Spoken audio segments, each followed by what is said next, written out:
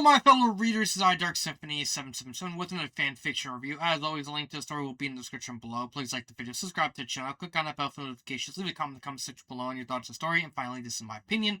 My opinion is not indicative of everyone in the world, so please respect that. So, the story I'm doing a review of is called Return to Atlantis, Legend of the Golden Trident by Parent12D. It is a Spongebob fanfiction, and I like Spongebob, you know. Anyone who's grown up in, like, the late 90s, early 2000s knows who Spongebob is. He's Spongebob. Everyone knows Spongebob. Even, like, people who never watched SpongeBob, at least heard of SpongeBob. He's, like, one of those guys that everyone knows. Even my girlfriend knows SpongeBob. And she never even seen this episode of the show. I need to actually show an episode of the show sometime in the future. But, what is this story about? Well, this is kind of weird. And honestly, this is like a weird sequel to both Atlantis, Squarepantis, and the SpongeBob movie in a weird sort of way. So, for those of you who don't know, since a lot of you are probably too young to have watched either of the movie or the special, the SpongeBob SquarePants movie was actually released in 2004.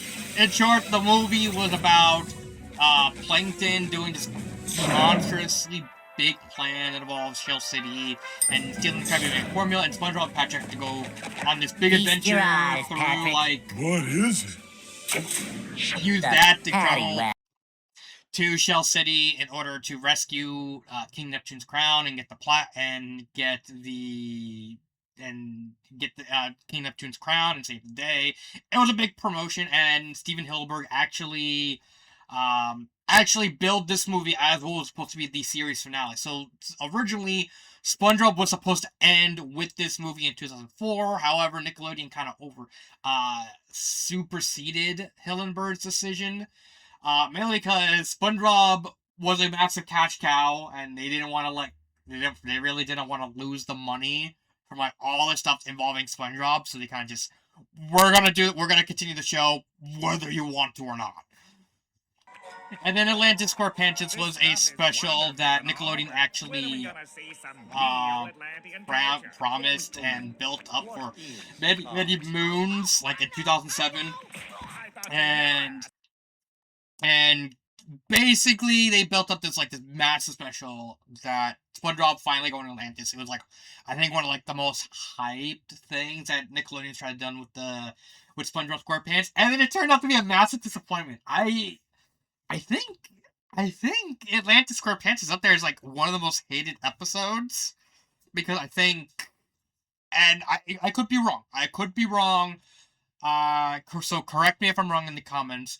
This is around the time where they started like flanderizing all the SpongeBob characters in like hyper specific ways, and this was kind of like and Atlantis SquarePants was like the first show to actually start that trend where they started just caricaturizing all the characters like a sort of in all the ways that eventually became known as like the dark days, the dark ages of SpongeBob when it came to like, their episode quality. Because honestly, later SpongeBob seasons just were not good. They weren't good, and I think this is like, there were some mediocre episodes of the show, but I think Atlantis SquarePants was like the first universally hated episode. There's probably some fans out there, but from what I've heard, not a lot of people liked Atlantis SquarePants. They just didn't.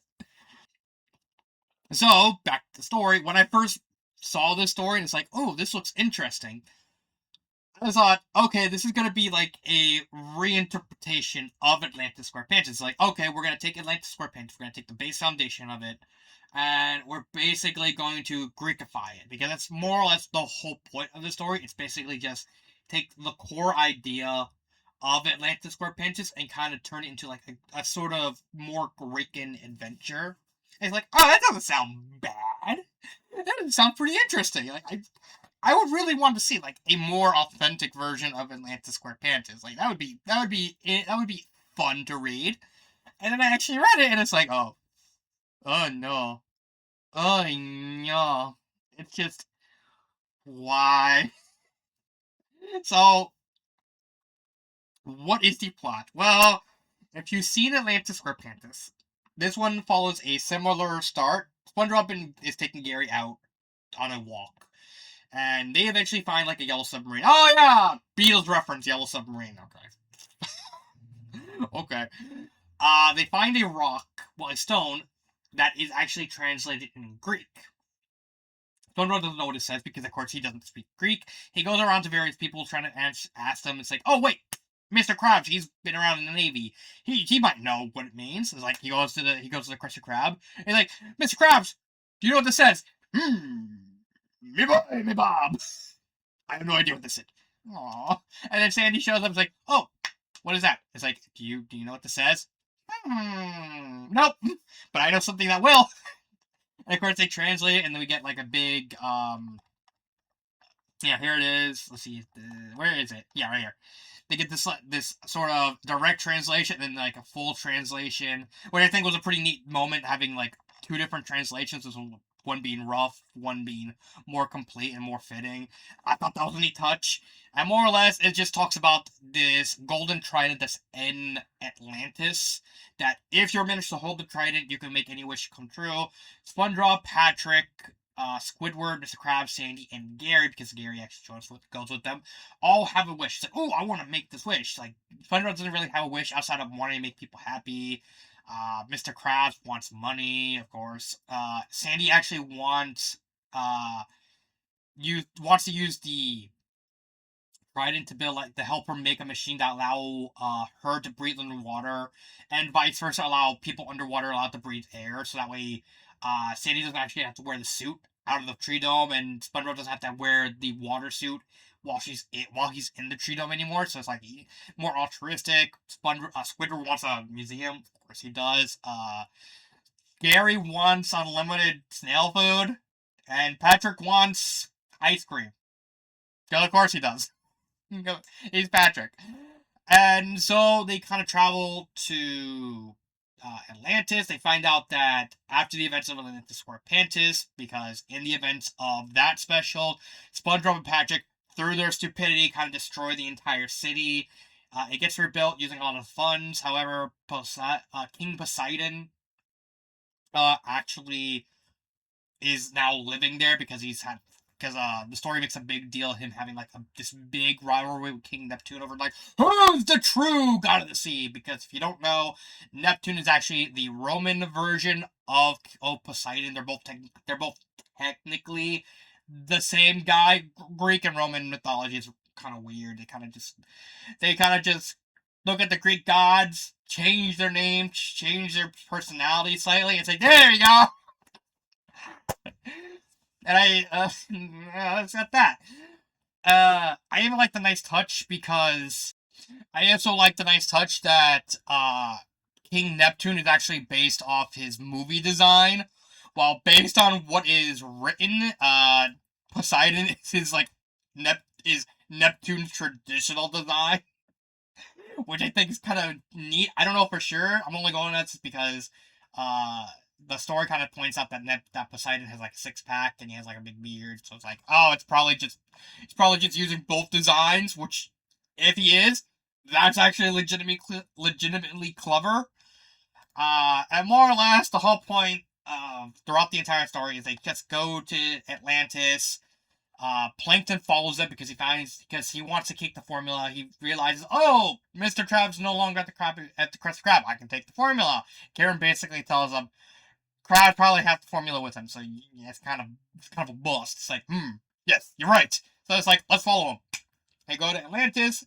Plankton has the smart idea. It's like, okay, I'm going to try and convince King Poseidon to help me lock up the boobs and keep them busy so I can get the formula, so I can get the trident, then I can get the formula, then I can take over the sea, because we all know what happened last time he actually took over the sea. And he's like, oh, nothing will go wrong, and then he's completely flabbergasted when Poseidon actually is like, wait a minute, are you the guy who took Neptune's crown? Um, yes? Oh, You knocked that poor fool, the so-called god of the sea. God of sea water, I say. What do you need, buddy?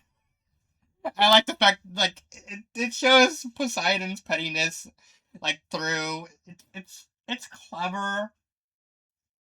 And then like, after that, we just basically have a sort of retread of Atlantis Square Panties where they go to each section. Like, they go to the treasury. Mr. Krabs is like, I want to sit here and money. I want this money. I just, you see the Trident? Just come get me. Money, money, money.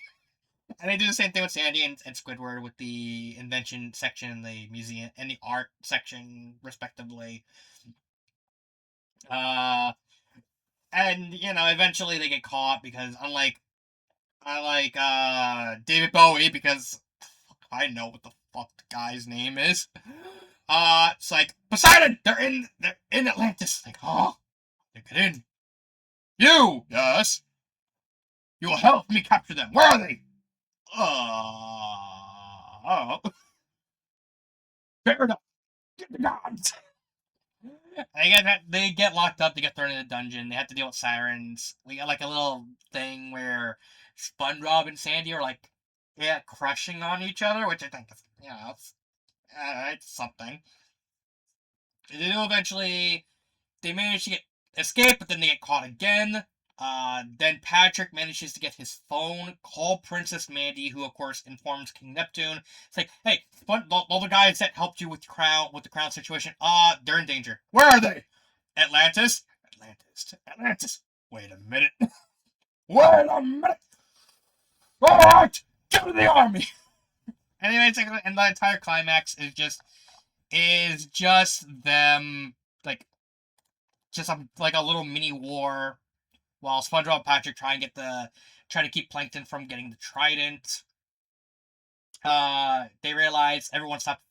Both armies stopped fighting because they kind of too weak, except for Poseidon and Neptune. They're just kind of duking out because, of course, as gods, they can tank much more.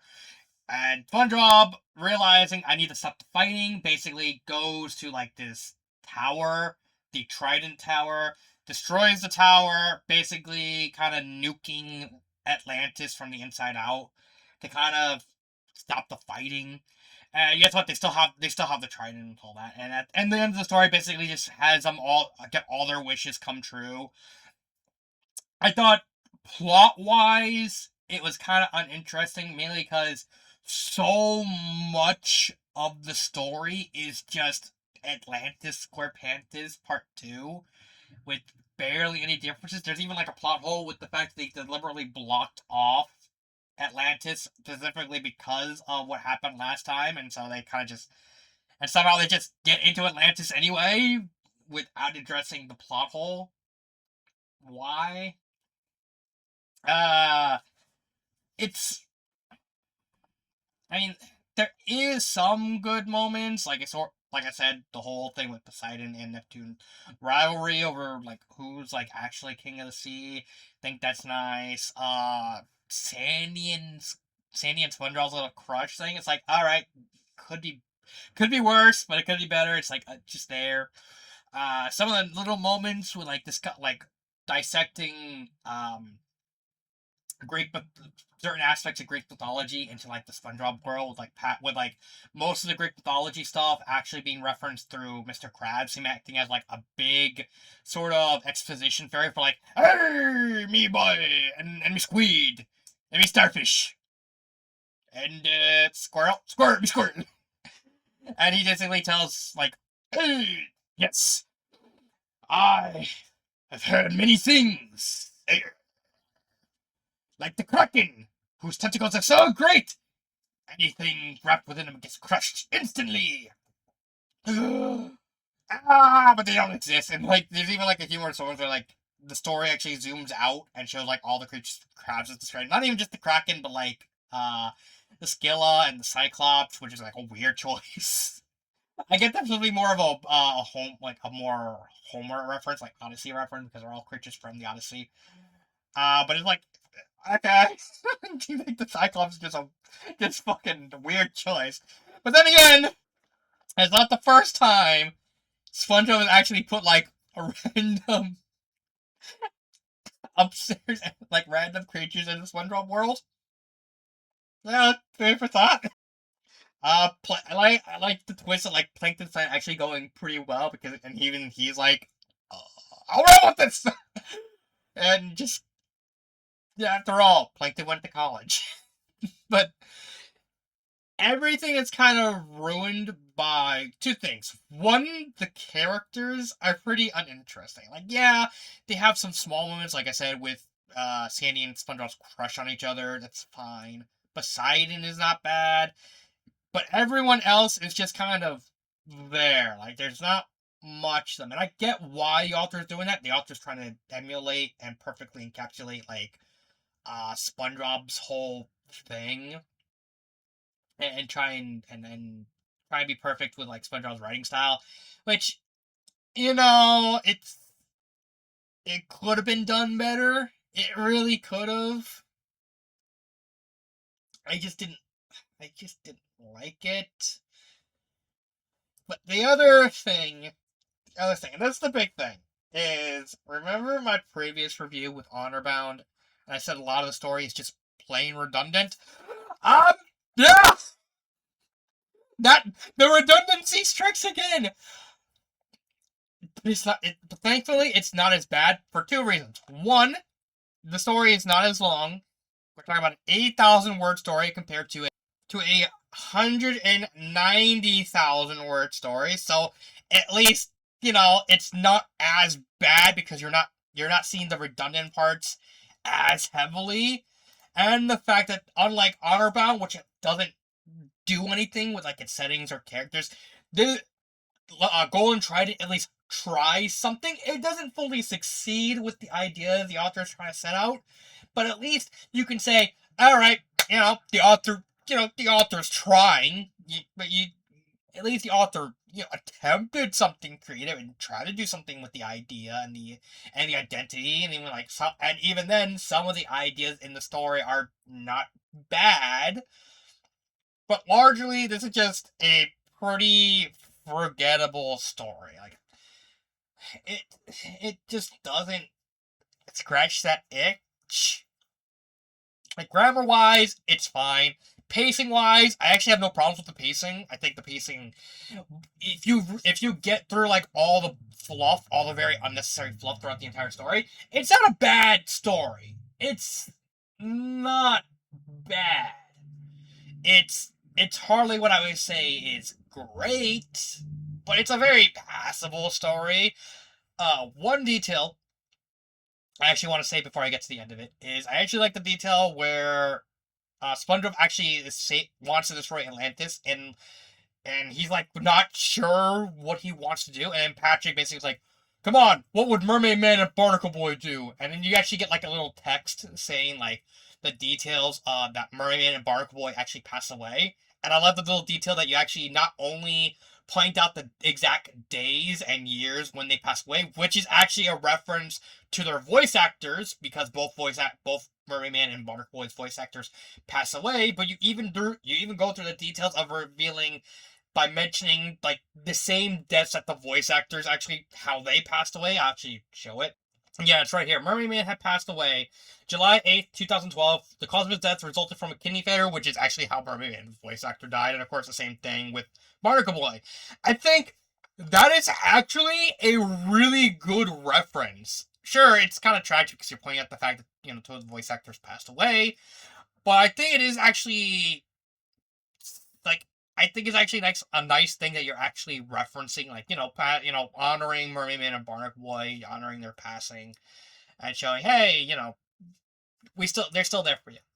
I think that's a nice touch.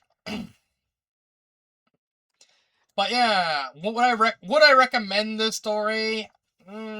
No, as much as I do like aspects of the story, as a whole, the story is just not that great because even with like trying to differentiate itself from Atlantis Square it's still very much just a repeat of that event of that special, and the Greek influences aren't really that important outside of Poseidon. Like maybe there's more Greek humor or stuff like that. Like, oh, it's all Greek to me, or like make this like make the story longer. Like it's it's such a weird thing because like I get what the author is going for. I just don't think the author nailed the execution. So, what would be my favorite part? Honestly, I like the ending where everyone kind of just gets a happy ending. I think that's like the SpongeBob style ending. I think that's perfect for what you're trying to do. I have no problems. What would I do with the story? First off, get rid of the redundant text. Like that just needs to go. Sure, it would probably get rid of like 20, 30,000 words. But the other thing I would actually do to compare it to contrast it with Honor Bound is I would make it longer, add more Greek humor, add more Greek, like actually make Greek references part of the story. Maybe like when they get to Atlantis, King Highness, like I can't remember what the guy's name is. David Bowie. He's like stationed outside, looking as the squire. He's like looking around. He sees the submarine. He sees that like, oh no, and he tries to stop him from like getting into like it's like hey King Highness, can we get in? No, but no, like there's a lot you can do with the core idea and expand upon it. I get the author wanted to try and emulate a SpongeBob special. It doesn't land here, but there are ways to kind of work the idea. Break humor, have like more expansive characters. Maybe have a chapter just dedicated to like showcasing uh how about instead when they're traveling along Atlantis looking for things instead of going all together, kind of uh repeating Atlantis for Pantis, they go, okay, we gotta find this golden spatula. I mean golden trident. Split up, my boy. And they kind of go their separate ways, and so each chapter kind of just explores them exploring parts of Atlantis, and of course they end up with like end up in like the various parts that they want to. Granted, you probably have to have Gary with SpongeBob and Patrick, but that'd be a minor thing. But you can use that to explore more Greek mythology, Greek humor, explore their characters just a bit more. I think that's honestly a great idea.